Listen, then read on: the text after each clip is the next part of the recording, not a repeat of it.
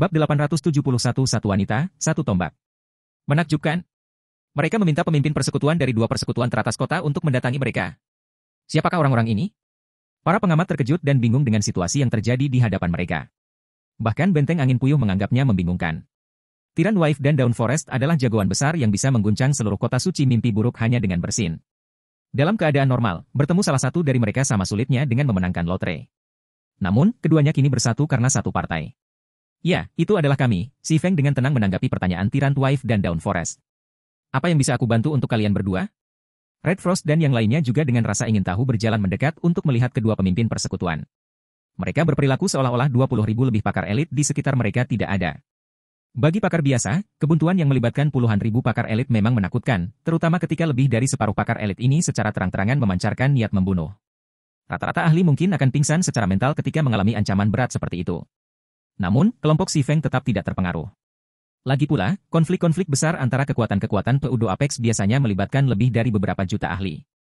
Terkadang, ratusan juta pakar bahkan bisa terlibat. Jadi, konflik yang melibatkan lebih dari 20.000 ahli bukanlah apa-apa. Belum lagi, tidak ada satupun artefak surgawi terfragmentasi di antara para pemain ini. Sangat bagus. Aku tidak menyangka kamu mempunyai keberanian untuk mengakuinya.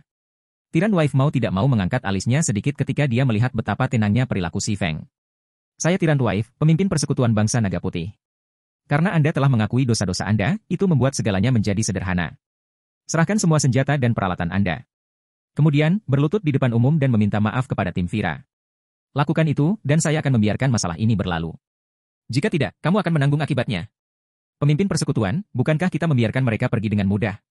Kata-kata Tyrant Wife mengejutkan para eksekutif guild di belakangnya. Tyrant Wife dikenal karena kekejamannya di kota suci mimpi buruk. Biasanya, bahkan ketika hanya beberapa anggota guild normal yang terbunuh setelah upaya mencuri dan membunuh yang gagal, dia akan menganggapnya sebagai provokasi oleh pihak lain dan tidak akan berhenti sampai pihak lain tersebut dimusnahkan beberapa lusin kali. Sekarang Vira dan timnya yang terdiri lebih dari 200 ahli elit telah dimusnahkan, tidak mengherankan jika Tyrant Wife menyerukan penghapusan permanen kelompok si Feng dari domain dewa. Namun, dia bersedia menyelesaikannya hanya dengan permintaan maaf. Cukup. Saya punya pertimbangan sendiri. Tyrant Wife memelototi bawahannya, membungkam mereka. Dibandingkan dengan membalaskan dendam Vira, Tyrant Wife jauh lebih tertarik pada senjata dan perlengkapan parti si Feng. Dia juga agak waspada terhadap identitas si Feng dan anggota partainya. Melalui video pertempuran, Tyrant Wife mengetahui bahwa si Feng dan anggota partainya memiliki atribut dasar yang luar biasa. Dalam keadaan normal, bahkan dia tidak bisa menembak Vira sekalipun. Namun, Heiser level 227 telah melakukannya. Logikanya, bahkan jika Heiser telah menggunakan teknik bertarung di atas standar emas, dia tetap tidak akan mampu menembak Vira dalam sekali tembak. Dengan demikian, Tyrant Wife menyimpulkan bahwa senjata dan peralatan yang digunakan oleh Heiser dan kelompok si Feng lainnya jauh di atas peringkat legendaris terfragmentasi. Jika dia bisa mendapatkan senjata dan peralatan canggih ini, itu akan meningkatkan keseluruhan kekuatannya ke tingkat yang baru dan sangat meningkatkan peluangnya untuk menyelesaikan tantangan lintas wilayah. Dia bahkan mungkin bisa membiarkan anggota persekutuan lainnya menyelesaikannya. Pada saat itu, negara naga putih secara resmi akan menjadi persekutuan nomor 1 di kota suci mimpi buruk. Satu-satunya masalah adalah mendapatkan barang-barang ini. Bahkan jika dia menerapkan kutukan jiwa surgawi ke kelompok si Feng, mereka tidak akan menjatuhkan semua perlengkapan mereka saat mati, apalagi barang-barang di tas mereka. Jika mereka memindahkan senjata dan perlengkapannya ke dalam tas ketika mereka hampir mati, itu akan menjadi kerugian besar bagi bangsa naga putih. Sobat, kamu tidak perlu mendengarkan Tyrant Wife. Selama kamu bergabung dengan Ksatria Suci, aku jamin tidak akan terjadi apa-apa padamu di kota suci mimpi buruk, kata Dawn Forest sambil tersenyum pada si Feng. Selain itu, setelah kamu dan anggota partimu bergabung dengan Ksatria Suci, selama kamu bekerja dengan baik, setidaknya kamu akan diberi posisi penatua. Kegilaan. Ini adalah kegilaan. Apakah aku mendengar sesuatu? Bahwa Dawn Forest membuat janji seperti itu kepada sekelompok ahli tak dikenal? Bahkan Kowondemon tidak menerima tawaran seperti itu saat itu? Dawn Forest tidak merendahkan suaranya, sehingga orang-orang di sekitar mendengarnya dengan jelas. Namun, mereka tidak mengerti mengapa dia menawarkan kondisi seperti itu kepada pihak si Feng. Karena Ksatria Suci adalah salah satu dari dua persekutuan teratas di kota suci mimpi buruk, posisi penatua mereka sangat dihargai dan sulit didapat. Bahkan para ahli elit pun memiliki peluang kurang dari 10% untuk menjadi tetua setelah bekerja keras lebih dari 1 dekade untuk persekutuan. Namun, Dawn Forest sekarang menawarkan posisi penatua kepada ke-6 anggota partai si Feng. Ini jelas merupakan yang pertama sejak berdirinya Ksatria Suci. Hutan. Apakah kamu bertekad untuk melawanku? Tyrant Wife memelototi Dawn Forest. Meskipun dia sudah menduga bahwa Dawn Forest ada di sini untuk membuat masalah baginya, dia tidak menyangka pihak lain akan bertindak begitu terang-terangan. Saudara Tiran, bagaimana kamu bisa mengatakan itu? Dawn Forest mengejek. Bakat bagus sulit didapat. Karena Anda dengan murah hati menawarkan teman-teman ini kepada saya, tentu saja saya tidak bisa menganiaya mereka. Ksatria suci dan bangsa naga putih telah bertempur di kota suci mimpi buruk selama bertahun-tahun, jadi tidak ada pihak yang takut pada pihak lain. Sekarang ada kesempatan untuk merekrut sekelompok ahli dan menekan negara naga putih, Dawn Forest tentu saja tidak akan melepaskannya. Bagus. Sangat bagus. Kalau begitu, kamu tidak memberiku pilihan selain menyingkirkan para ksatria suci juga. Tiran Wife berkata, ekspresinya semakin gelap. Segera setelah itu, dia memerintahkan, serang. Apakah menurutmu itu cukup membuatku takut? Saudaraku, serang. Dawn Forest segera merespons dengan memerintahkan anggota guildnya untuk melawan para ahli negara naga putih. Dalam sekejap mata, pertarungan antara ahli elit negara naga putih dan ksatria suci terjadi di tengah jalan utama kota suci mimpi buruk. Meskipun penjaga NPC tingkat 6 di kota ini mencoba melakukan intervensi, upaya mereka sia-sia, karena kedua guild dengan cepat menekan mereka. Jalan utama dengan cepat menjadi medan perang berdarah dengan kedua belah pihak saling membombardir dengan keterampilan dan mantra. Ledakan bergema di seluruh kota. Kenyataannya, tidak ada banyak perbedaan kekuatan antara ksatria suci dan negara naga putih. Ini juga mengapa konflik antara kedua guild berlangsung begitu lama. Sayangnya, karena Dawn Forest gagal tampil bersama ahli elit sebanyak Tyrant Wife, pasukannya dengan cepat ditekan dan dipaksa menyerah berulang kali. Tentu saja, keuntungan kecil ini masih belum cukup untuk membiarkan para ahli dari negeri naga putih memusnahkan para ahli dari ksatria suci.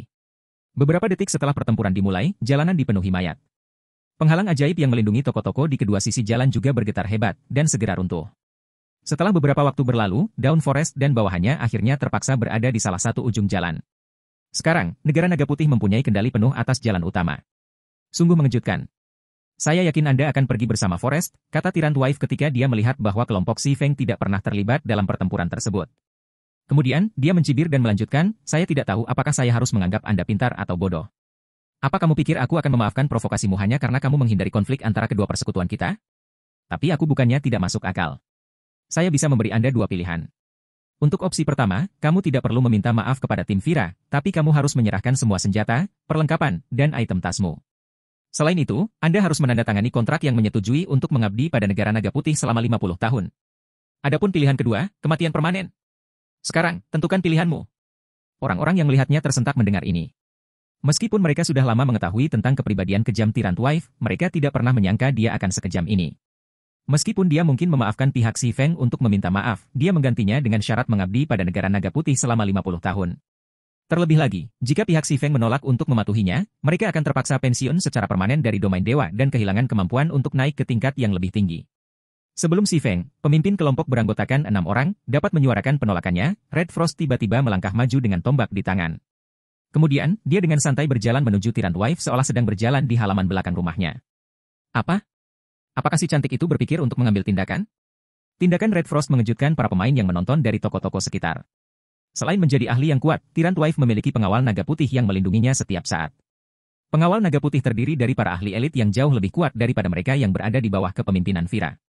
Mereka juga dilengkapi dengan peralatan Battle Array yang memungkinkan tim beranggotakan 500 orang membentuk Large Silver Battle Array. Di bawah pengaruh susunan pertempuran ini, seolah-olah pengawal naga putih telah menerima peningkatan satu peringkat pada semua senjata dan perlengkapan mereka. Dalam pertandingan kematian, pengawal naga putih mampu melenyapkan semua ahli elit yang dibawa oleh Dawn Forest. Komandan, apakah kelompok pemimpin persekutuan api hitam itu gila? Mengapa mereka hanya bertarung dengan satu orang? Star Butterfly menjadi bingung ketika dia melihat anggota kelompok Si Feng yang lain tidak bergerak. Itulah pengawal naga putih yang sedang kita bicarakan. Mereka benar-benar berbeda dari tim Vira. Sementara itu, Tyrant Wife mengerutkan kening saat melihat Red Frost mendekat. Dia tidak menyangka akan ada seseorang yang kebal terhadap alasan. Melambaikan tangannya, dia memerintahkan, bunuh dia. Tiba-tiba, lebih dari 1000 mantra dan anak panah terbang ke arah Red Frost. Serangannya padat seperti tembok, membuatnya mustahil untuk dihindari. Namun, tak lama setelah serangan ini diluncurkan, Red Frost mengangkat tombak merahnya dan menusukkannya ke depan. Kemudian, pilar api yang menyala-nyala melesat ke langit, membakar mantra dan anak panah yang mendekat. Darah panas. Ini adalah keterampilan mendalam dari tombak surgawi Red Frost. Terlebih lagi, dia bisa mengerahkan 100% potensi skillnya karena dia sekarang adalah ahli lantai 6. Bab 872 Teror Pakar Lantai 6. Ledakan. Tak lama setelah pilar api yang menjulang tinggi muncul, ledakan keras mengguncang kota suci mimpi buruk, diikuti dengan keheningan yang mencekam. Pada saat ini, waktu seolah berhenti, karena anggota negara naga putih dan ksatria suci telah berhenti bertarung. Yang mereka lakukan hanyalah menatap ke arah pilar api yang lewat. Para pemain yang menyaksikan dari toko-toko di sekitarnya juga tercengang ketika mereka menatap neraka lava yang muncul di tengah jalan utama. Mereka juga hanya bisa melongo melihat lubang besar di dada Tyrant Wife. Hanya dalam satu gerakan, Red Frost telah melenyapkan pengawal naga putih negara naga putih dan membunuh Tyrant Wife, salah satu dari 10 pakar kota suci mimpi buruk. Terlebih lagi, dia hanya seorang pengamuk level 223. Benteng angin puyuh dan anggota Palehorn lainnya tersentak ketika mereka melihat pemandangan ini, mata mereka hampir lepas dari rongganya. Dari pertarungan dengan tim Vira, Benteng Angin Puyuh dan yang lainnya sudah mengetahui bahwa kelompok Si Feng kuat. Namun, melihat keadaan sekarang, mereka menyadari bahwa kelompok Si Feng kemungkinan besar tidak pernah melawan tim Vira dengan serius. Siapa wanita itu? Ketika Dawn Forest melihat kehancuran yang disebabkan oleh Red Frost, sudut matanya bergerak-gerak tak terkendali. Seandainya pemain kelas sihir menyebabkan tingkat kehancuran seperti ini, dia tidak akan terlalu terkejut. Namun, ini adalah pertama kalinya sejak dia mulai bermain Goddess Domain dia melihat Berserker dengan skill yang begitu merusak. Tidak hanya itu, skillnya juga memiliki waktu aktivasi yang sangat cepat, begitu cepat hingga dia gagal bereaksi. Bagaimana ini bisa terjadi? Pemimpin persekutuan mendapat satu pukulan? Pada saat ini, beberapa ahli elit negara naga putih akhirnya bereaksi terhadap kematian Tyrant Wife. Dia membunuh pemimpin persekutuan. Pembalasan dendam. Kita harus membalas dendam. Skill miliknya itu pasti memiliki cooldown yang lama. Dia hanya satu orang. Gunakan kesempatan ini untuk membunuhnya. Tiba-tiba, lebih dari 10.000 pakar elit negara naga putih mengalihkan perhatian mereka dari pakar elit Ksatria Suci dan menyerang Red Frost secara massal. Sebagai pemimpin persekutuan negara naga putih, Tyrant Wife adalah wajah persekutuan. Dengan demikian, konsekuensi kematiannya jauh lebih besar daripada konsekuensi Vira. Belum lagi, Red Frost telah menembaknya satu kali. Jika mereka tidak dapat membunuh Red Frost dan segera membalaskan dendam Tyrant Wife, status negara naga putih di kota suci mimpi buruk akan anjlok, dan perkembangan masa depannya di kota suci mimpi buruk akan sangat terpengaruh. Sial! Orang-orang ini sudah gila. Benteng Angin Puyuh merasakan kulit kepalanya mati rasa ketika dia melihat para ahli bangsa naga putih mengejar Red Frost sebagai satu kesatuan. Namun, sebelum anggota negara naga putih dapat menghubunginya, Red Frost tiba-tiba terpecah menjadi 100 salinan dirinya, masing-masing tidak berbeda dengan aslinya. Kemudian, setiap salinan ini mengeksekusi teknik tempur emas tingkat lanjut secara bersamaan. SSST. Tiba-tiba, darah berceceran di mana-mana, dan beberapa ratus ahli bangsa naga putih yang paling dekat dengan Red Frost berubah menjadi abu, meninggalkan banyak senjata dan peralatan di tanah. Hanya dengan tusukan tombaknya, Red Frost telah membunuh beberapa ratus pemain lainnya. Selanjutnya, Red Frost terus menusukkan dan mengayunkan tombaknya, sementara para ahli elit bangsa naga putih terus berjatuhan, seperti gandum di panen musim gugur. Tidak ada yang cukup kuat untuk menahan serangannya. Hanya dalam 30 detik, lebih dari separuh ahli level 235 lebih di negara naga putih terbunuh. Selama ini, banyak serangan jarak jauh diluncurkan di Red Frost. Namun, itu hanyalah lelucon, karena mereka bahkan tidak dapat menemukan satupun salinannya. Selain itu, dia memastikan salinannya akan selalu berada di dekat para ahli garis depan negara naga putih, sehingga membatasi peluang para ahli jarak jauh untuk menyerangnya. Iblis. Dia pasti penjelmaan iblis. Raksasa. Dia monster yang menyamar sebagai pemain.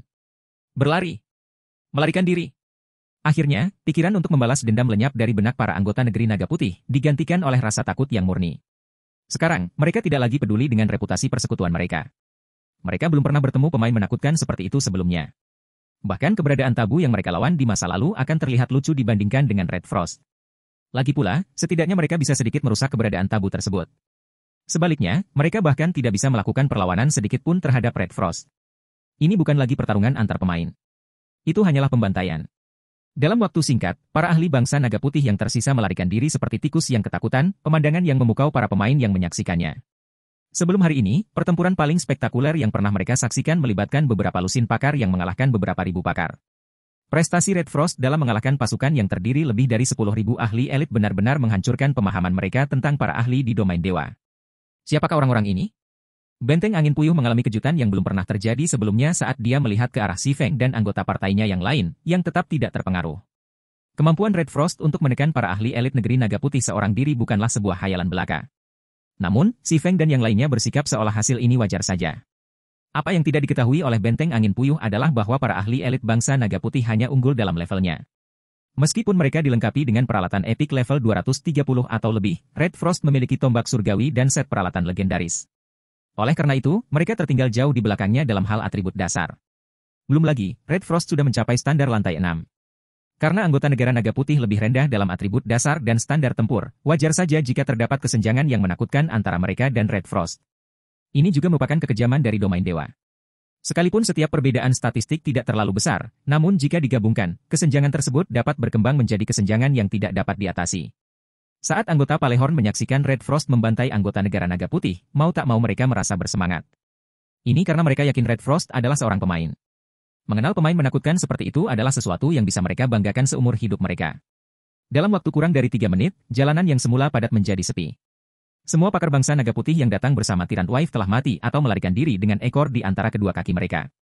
Adapun senjata dan perlengkapan yang berserakan di jalan, baik pemain yang menyaksikan maupun anggota Ksatria Suci tidak berani mengambilnya. Sebaliknya, anggota Ksatria Suci memastikan untuk menjauh beberapa ratus meter dari benda-benda ini agar Red Frost tidak salah paham. Sementara itu, Heiser tersenyum melihat Dawn Forest yang terkejut dan bertanya dengan nada menggoda, Guild Leader Forest, apakah kinerja kita cukup luar biasa? Bab 873 Pakar nomor 1. Meskipun suara Heiser netral, para Ksatria Suci merasakan tangan kematian yang sedingin es mencengkeram hati mereka ketika mereka melihat Red Frost mendekat. Nafas mereka menjadi tidak teratur, dan keringat dingin menutupi punggung mereka. Mereka tidak menginginkan apapun selain berbalik dan melarikan diri. Belum pernah ada orang yang berhasil membantai lebih dari 10.000 ahli elit dari negara naga putih dan membuat mereka melarikan diri. Seandainya seseorang memberitahu mereka tentang pencapaian Red Frost sebelumnya, mereka akan menertawakannya sebagai lelucon. Namun sekarang, mereka tidak bisa tertawa sama sekali. Hal ini terutama terjadi pada Dawn Forest yang datang ke sini untuk mengambil keuntungan dari situasi ini. Tentu saja, Dawn Forest memahami arti di balik kata-kata Heiser. Namun, dia juga tahu bahwa dia tidak boleh menyinggung pihak lain.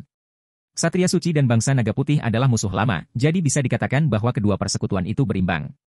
Karena Red Frost seorang diri dapat menekan para elit negara naga putih, dia secara alami juga dapat melakukan hal yang sama terhadap para elit Ksatria Suci. Jadi, saat dihadapkan pada senyuman lucu Heiser, ekspresi Dawn Forest berubah menjadi sangat jelek. Seandainya dia tahu ini akan terjadi, dia tidak akan pernah memasukkan hidungnya ke tempat yang bukan tempatnya. Teman-teman, saya yakin pasti ada kesalahpahaman.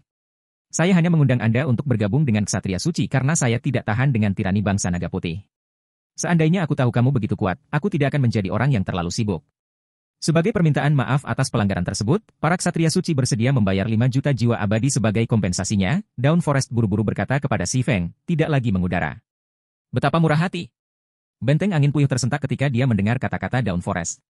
Meskipun siapapun yang memiliki pandangan tajam dapat melihat bahwa Dawn Forest ada di sini untuk mengambil keuntungan dari situasi ini, para Ksatria Suci sedikit banyak berkontribusi dalam melemahkan para ahli bangsa naga putih. Namun, dia menawarkan untuk membayar 5 juta jiwa kematian sebagai kompensasi. Untuk konteksnya, meskipun Palehorn adalah tim petualang yang relatif terkenal di kota suci mimpi buruk, persediaan jiwa kematiannya bahkan belum mencapai 100.000. Bahkan jika Palehorn menyimpan jiwa kematian untuk dekade berikutnya, ia masih belum bisa menghasilkan 5 juta jiwa kematian. Ini karena jiwa kematian sangat diperlukan di kota suci mimpi buruk. Mereka dapat digunakan untuk meningkatkan tingkat keberhasilan produksi senjata dan peralatan. Mereka juga dapat digunakan untuk mempelajari berbagai teknik pertarungan emas. Setiap upaya mempelajari teknik tempur emas menghabiskan 10.000 jiwa kematian, dan pemain biasanya memerlukan 3 hingga 5 upaya sebelum berhasil. Oleh karena itu, konsumsi jiwa abadi di kota suci mimpi buruk oleh para pemain ahli sangatlah tinggi. Meskipun tingkat jatuhnya jiwa kematian di wilayah kota suci mimpi buruk cukup tinggi, jumlah 5 juta jiwa kematian bukanlah jumlah yang kecil, bahkan bagi para Ksatria Suci. Kerugian sebesar itu akan berdampak signifikan terhadap perkembangan persekutuan. Namun, karena Benteng Angin Puyuh bukanlah pemimpin dari persekutuan besar, dia tidak tahu tentang pertimbangan Dawn Forest. Bagi persekutuan seperti Ksatria Suci, merupakan mimpi buruk terburuk mereka untuk menjadikan ahli seperti kelompok Si Feng sebagai musuh. Jika kelompok Si Feng memutuskan untuk menyergap ahli elit Ksatria Suci di lapangan, beberapa pertarungan akan lebih dari cukup untuk membuat persekutuan menderita. Terlebih lagi, para Ksatria Suci tidak bisa berbuat apa-apa terhadap pesta Si Feng. Jika situasi seperti ini terus berlanjut dalam jangka waktu yang lama, kerusakan pada persekutuan akan sangat besar. Belum lagi, selain meminta maaf atas kesalahannya, Dawn Forest bermaksud menggunakan 5 juta jiwa kematian untuk menjalin hubungan dengan kelompok Si Feng. 5 juta jiwa abadi? Si Feng sedikit terkejut. Kota suci mimpi buruk jauh lebih kaya dari yang dia bayangkan. Dia tidak pernah menyangka sebuah persekutuan mampu menghabisi 5 juta jiwa kematian. Ini sudah setara dengan bekas luka dunia. Ketika Dawn Forest melihat Si Feng sedikit mengernyit, dia mengira itu adalah ketidakpuasan terhadap kompensasinya. Setelah ragu-ragu sebentar, dia mengertakkan gigi dan berkata, jika itu tidak cukup, bagaimana jika saya menambahkan buku besar ajaib kuno ini? Setelah mengatakan demikian, Dawn Forest mengambil sebuah buku tebal kuno yang terbuat dari kulit naga dari tasnya. Di sampul buku tebal itu tercetak garis-garis tanda dewa yang terus bergerak. Meskipun tak seorang pun yang hadir bisa memahami pola dewa, buku tebal kuno itu memancarkan kekuatan surgawi yang menanamkan rasa takut yang tak terlukiskan pada diri mereka.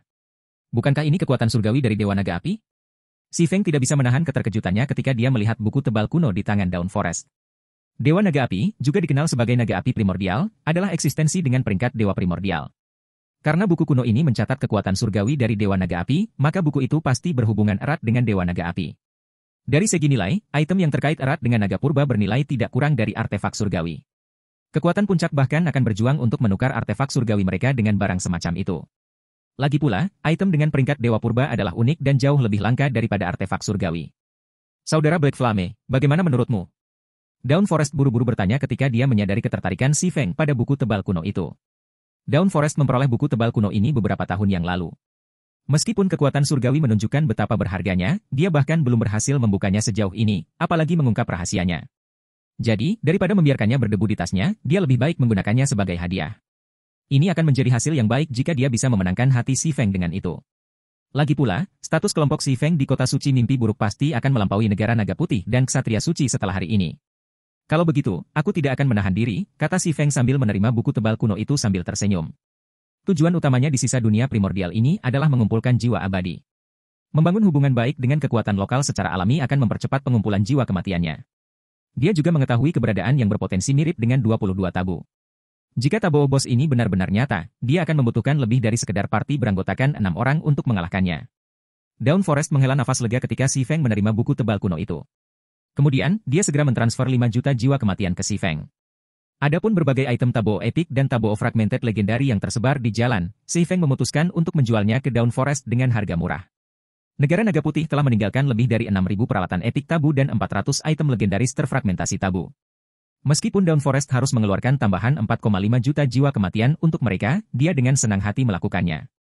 Semua item legendaris tabo epic dan tabo fragmented level 230 plus dibuat oleh pemain. Karena tingkat keberhasilan produksi yang rendah, sangat sulit untuk memproduksi banyak dalam waktu singkat. Demikian pula, sulit untuk membelinya dalam jumlah besar, meskipun seseorang mempunyai uang untuk membelinya. Oleh karena itu, merupakan rezeki nomplok bagi para ksatria suci untuk membeli lebih dari 6.400 item ini sekaligus. Setelah Si Feng menghasilkan jiwa kematian dalam jumlah besar, dia dengan senang hati pergi ke perpustakaan kota suci mimpi buruk untuk memverifikasi apakah keberadaan tabu di Badlands Utara mirip dengan 22 tabu. Sementara itu, berita tentang kelompok Si Feng yang menghancurkan negara naga putih dengan cepat menyebar ke seluruh kota suci mimpi buruk, mengejutkan semua orang. Menakjubkan? Orang ini sendirian menindas ahli elit bangsa naga putih dan mengintimidasi para ksatria suci. Aku akan siap untuk hidup jika aku memiliki setengah kekuatannya. Saya kira kota suci mimpi buruk akan memiliki ahli nomor 1 yang baru. Saya ragu Kowon Demon bisa menandingi berserker wanita ini. Dewi. Dia adalah duiku mulai sekarang. Untuk sementara waktu, semua orang di kota suci mimpi buruk mendiskusikan pesta Si Feng, khususnya penampilan kekuatan Red Frost yang menakutkan. Kemunculan partai tersebut menurunkan 2 mantan penguasa kota itu ke posisi kedua. Di tanah tandus utara wilayah kota suci mimpi buruk, seorang pemuda berbaju besi platinum sedang bertarung melawan Putri Dragon, bos regional surgawi level 237. Pemuda itu berdiri setinggi 6 meter, dengan 4 tanduk tumbuh di kepalanya dan 2 pasang lengan. Di sisi lain, naga busuk memiliki tinggi badan melebihi 1000 meter dan kekuatan korosif yang menakutkan. Biasanya, ia dapat dengan mudah melenyapkan tim tingkat 6 dengan level yang sama, namun saat ini, ia tidak dapat melakukan apapun terhadap pemuda dengan ekspresi dingin itu. Keduanya berimbang, yang memungkinkan 19 pemain di belakang pemuda itu untuk menghabiskan HP Putri Dragon. Setelah hampir 2 jam pertempuran, HP Putri Dragon turun menjadi 0, dan beberapa pemain di belakang pemuda itu naik level, mencapai level 237. Saat tim beristirahat, elf perempuan berambut pirang muncul di hadapan tim beranggotakan 20 orang. Elf itu adalah pendekar pedang level 239, eksistensi tingkat atas bahkan di kota suci mimpi buruk. Namun, saat dia menghadapi pemuda berbaju besi platinum, dia memasang ekspresi penuh hormat. Kowon, seorang ahli baru telah muncul di kota suci mimpi buruk. Dari apa yang kudengar, dia mungkin pasanganmu. Pasanganku? Mata istirahat Kowon Demon terbuka sedikit mendengar kata ini. Kemudian, dia menggelengkan kepalanya dan berkata, tidak ada ahli di kota suci mimpi buruk, hanya katak yang terjebak di dasar sumur. Hanya orang-orang di luar yang bisa menandingiku. Aku tidak sedang membicarakan orang-orang itu, Leia, pendekar pedang elf, berkata dengan tatapan serius. Dia ahli baru. Dia sendirian mengalahkan lebih dari 10.000 elit bangsa naga putih. Para elit bangsa naga putih? Bagaimana mungkin? Kowon Demon merasa skeptis dengan kata-kata Leia. Selain memiliki senjata dan peralatan yang unggul, standar tempur orang ini harus mencapai standar lantai 6 untuk mencapai hal ini. Saya tidak bisa meyakinkan diri sendiri, coba lihat sendiri, kata Leia sambil membagikan video pertarungan dengan Kowon Demon. Video pertempuran menunjukkan Red Frost berubah menjadi 100 salinan dirinya tanpa mengalami pengurangan kekuatan tempurnya. Itu juga menunjukkan dia membantai pasukan negara naga putih dengan kekuatan yang tak terhentikan. Hanya dalam 3 menit, dia telah membuat para ahli elit negeri naga putih trauma hingga melarikan diri dengan panik. Mustahil, mata Kowon Demon melebar saat dia menonton video pertarungan. Bagaimana bisa ada ahli lantai 6 di sini? Jadi dia benar-benar berada di standar lantai 6? Ketika Leia mendapat jawabannya dari keterkejutan Kowon Demon, dia tertegun. Bagaimanapun, ini adalah standar legendaris yang dia kejar sampai sekarang. Menakjubkan. Menakjubkan. Mata Kowon Demon berbinar saat dia menatap sosok Red Frost di video pertempuran. Saya tidak pernah menyangka akan menemukan lawan yang mumpuni di tempat terpencil ini. Sebelum Leia bisa berkata apa-apa lagi, Kowon Demon berdiri dan mengeluarkan Magic Scroll dari tasnya. Apa yang sedang kamu lakukan? Seru Leia saat melihat Magic Scroll di tangan Kowon Demon. Gulir teleportasi rahasia surgawi tingkat 6. Hanya sedikit gulungan seperti itu yang ada di seluruh kota suci mimpi buruk, masing-masing merupakan harta karun penyelamat yang bahkan dapat digunakan untuk melarikan diri dari dewa kuno. Bagaimana menurutmu? Tentu saja, aku akan menemuinya. Kowon Demon berkata dengan penuh semangat. Dia mungkin memiliki kualifikasi untuk bergabung dengan kami. Setelah mengatakan demikian, Kowon Demon menghilang dari Badlands Utara, meninggalkan Leia, menendang tanah dengan putus asa. Bab 874 Tabu Tanah Tandus. Kota Suci Mimpi Buruk, Perpustakaan. Perpustakaan di Domain God bukan hanya tempat bagi pemain untuk belajar tentang sejarah Domain God dan berbagai pengetahuannya. Mereka juga berfungsi sebagai pasar bagi pemain untuk menjual informasi. Selama pemain memiliki video pertempuran atau informasi yang mereka yakini penting dalam domain dewa, mereka dapat membayar biaya untuk menjualnya di perpustakaan untuk mendapatkan mata uang dalam game. Meski bisa dikatakan sebagai alternatif dari menjual informasi di forum resmi, keduanya berbeda. Ini karena bola kristal ajaib di perpustakaan dapat dengan sempurna mereproduksi pengalaman pemain seolah-olah mereka sedang membaca ingatan pemain. Mereka dapat mengumpulkan informasi yang jauh lebih detail daripada yang dapat dikumpulkan oleh para pemain. Oleh karena itu, meskipun pemain biasanya harus membayar sejumlah besar mata uang dalam game untuk mendapatkan informasi di perpustakaan, banyak yang masih bersedia melakukannya. Bos tabu. Badlands Utara memang punya bos tabu. Si Feng menjadi bersemangat ketika dia melihat informasi yang terekam di bola kristal ajaib di tangannya. Menurut catatan perpustakaan, sebanyak 119 tim telah menantang Tabo Bos Northern Badlands, dan lebih dari 100 pemain secara khusus pergi untuk menyelidikinya. Hasilnya, banyak informasi tersedia. Jika dia mengumpulkan semua informasi tentang 22 tabu di domain dewa besar, hasilnya tidak akan sebanding dengan apa yang tersedia di bos tabu di Badlands Utara. Hal ini karena hampir setiap pemain yang menghadapi 22 tabu mengalami kematian permanen. Hal ini, pada gilirannya, juga mengakibatkan sangat sedikit pemain yang berani menyelidiki 22 tabu. Dan bahkan jika beberapa kekuatan berhasil mendapatkan informasi tentang 22 tabu, mereka tidak akan menjualnya begitu saja di perpustakaan. Di sisi lain, pemain dan kekuatan Nightmare Holy City sedikit berbeda. Meskipun lebih dari 99% pemain yang menghadapi Tabo Obos di Badlands Utara juga menderita kematian permanen, banyak pemain yang masih bersedia mempelajarinya dan berbagi informasi yang mereka kumpulkan. Hal ini karena para pemain Kota Suci Mimpi Buruk tidak dapat maju lebih jauh ke Tanah Tandus Utara dan melakukan perjalanan ke wilayah lain jika mereka tidak dapat melenyapkan bos tabu. Kecuali jika mereka bisa melewati tantangan lintas wilayah yang sangat sulit, mereka hanya akan menghabiskan sisa hidup mereka terjebak di wilayah Kota Suci Mimpi Buruk, tidak seperti para pemain dan kekuatan dari domain dewa besar, yang masih bisa menjelajahi Laut Void yang tak terbatas bahkan tanpa membunuh mereka. 22 tabu. Adapun bagaimana monster di domain dewa dapat dinilai sebagai bos tabu, itu sederhana saja. Ambil contoh 22 tabu di wilayah dewa besar. Meskipun 22 tabu saat ini tidak terkalahkan di domain dewa besar, mereka tidak kuat sejak awal. Sebaliknya, mereka tumbuh menjadi kekuatan mereka saat ini. Ini juga mengapa banyak dari 22 tabu adalah monster yang bermutasi. Tentu saja, peningkatan level dan tingkatan saja tidak cukup untuk membuat monster dianggap sebagai bos tabu. Hanya setelah monster bisa menciptakan dunia sejati dan mendapatkan kemampuan unik, seperti ibu kematian dan kemampuan uniknya, kematian, barulah mereka dianggap menjadi satu. Si Feng melihat-lihat catatan pertempuran dari 119 tim yang telah melawan bos tabu Badlands Utara. Meski tim-tim ini tidak pernah berhasil melihat tampilan aslinya, pengalaman mereka membuktikan bahwa mereka bisa menciptakan dunia sejati. Saat terkena hukum dunia dari dunia sejati, pemain akan terkena penindasan menyeluruh sebesar 50% atau lebih, terlepas dari level, standar peralatan, atau standar proyeksi hukum mereka. Bahkan dewa kuno yang bonafit pun tidak terkecuali. Terlebih lagi, ini hanyalah efek dari hukum dasar dunia sejati.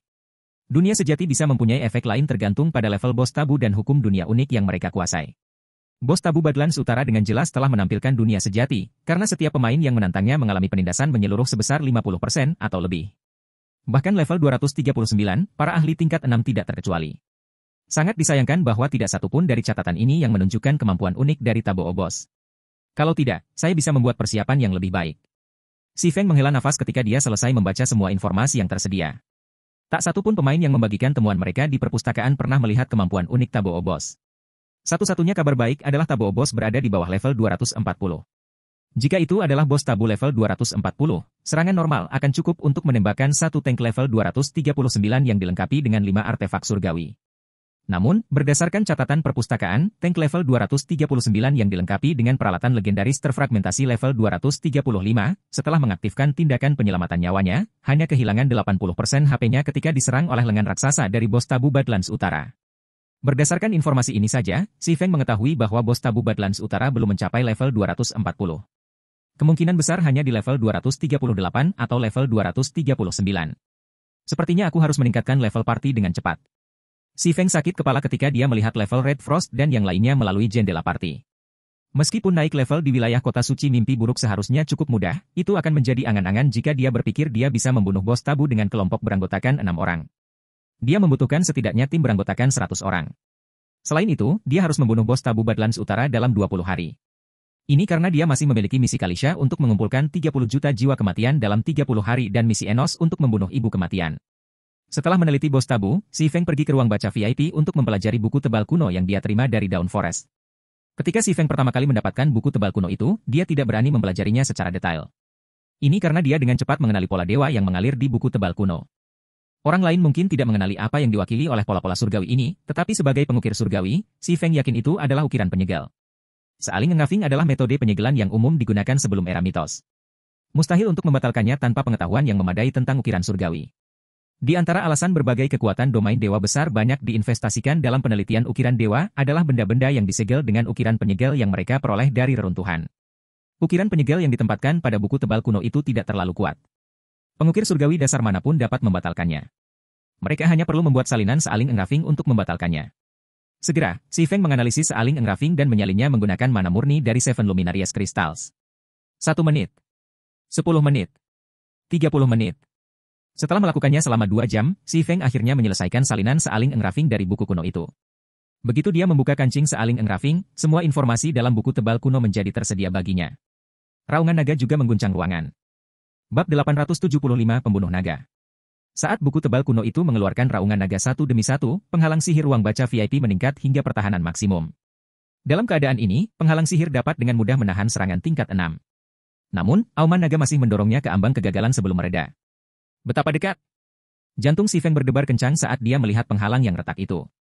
Seandainya buku tebal kuno itu mengeluarkan beberapa auman naga lagi, penghalang itu akan hancur, dan auman naga itu akan menyebar ke seluruh kota suci mimpi buruk, memperingatkan semua orang akan lahirnya harta karun yang tak ternilai harganya.